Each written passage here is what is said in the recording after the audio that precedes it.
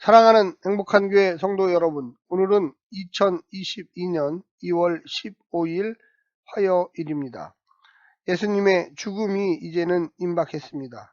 그는 제자들과 마지막 식사를 하며 오늘 본문에서 제자들을 가르치고 있습니다. 예수님의 놀라운 표적과 능력 그리고 영광스러운 예루살렘 입성은 사람들에게 예수님의 메시아됨에 대한 정치적 요소에 집중하게 했습니다. 제자들 역시 그 유혹에서 자유롭지 못했습니다. 공간복음서에서는 제자들이 예루살렘에 오는 내내 누가 크냐고 서로 논쟁하고 있습니다. 심지어 마지막 만찬 자리에서도 그 욕심을 숨기지 않았습니다. 예수의 발 씻김은 제자들의 이런 상황을 염두에 둔 가르침인 것입니다. 먼저 오늘 본문 요한복음 13장 1절부터 17절까지의 말씀을 듣고 다시 오겠습니다.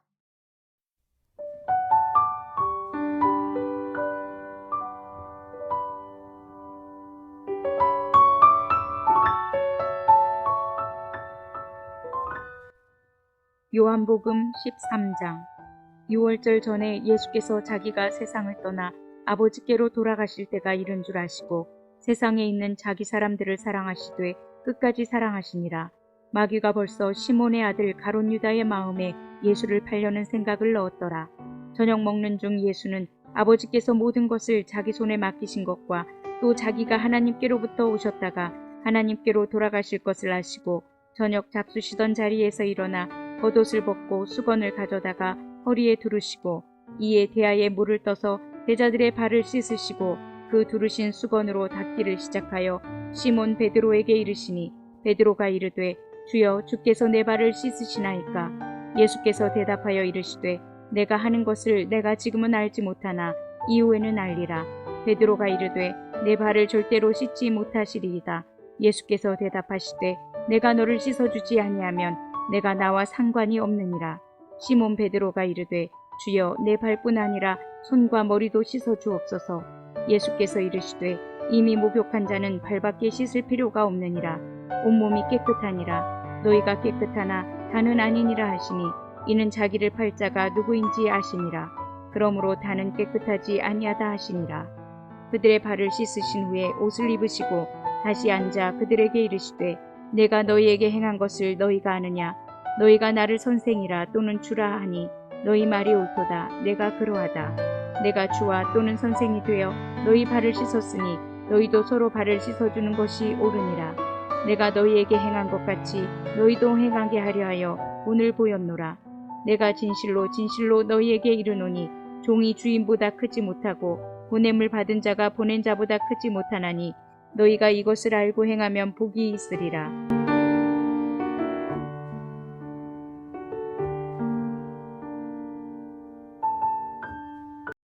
오늘 본문을 넷으로 구분해 보겠습니다. 1절은 예수님의 순환과 십자가 사역의 전체적인 서론입니다. 2절부터 3절까지는 예수님의 세족 섬김의 배경이 나와 있습니다. 4절부터 11절까지는 예수님의 세족 섬김과 베드로와의 대화를 다루고 있습니다. 12절부터 17절까지는 세족 섬김에 대한 예수님의 설명이 담겨 있습니다.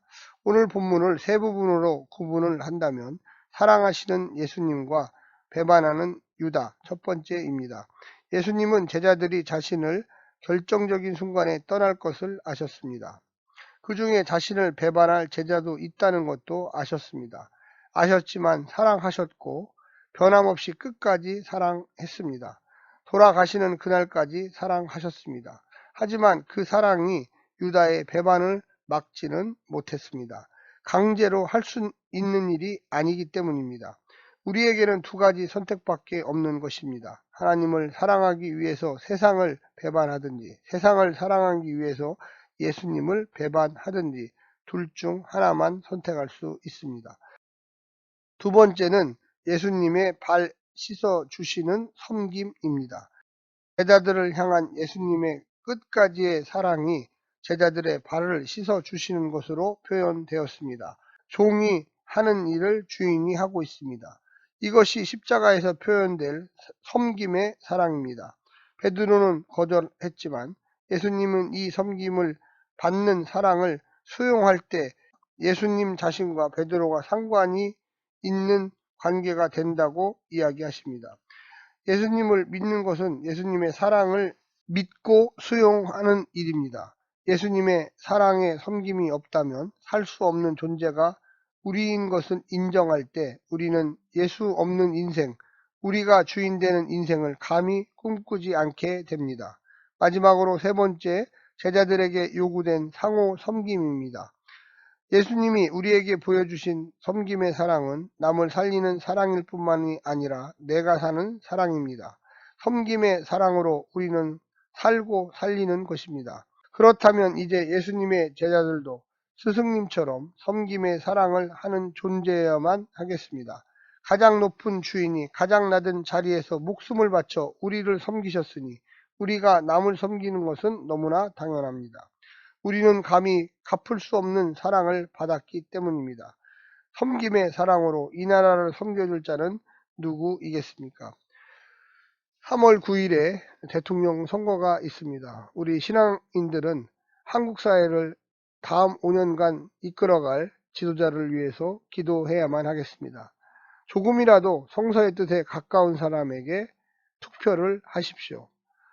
누가 누구를 이야기하는 것이 아니라 성도 개인들이 성경을 열심히 읽고 이 후보가 성경에 부합하구나, 조금이라도 가깝구나, 이 땅에 하나님이 원하는 나라를 이룰 수 있는 정의와 평화의 사람이구나, 이 사람을 뽑으시면 되겠습니다.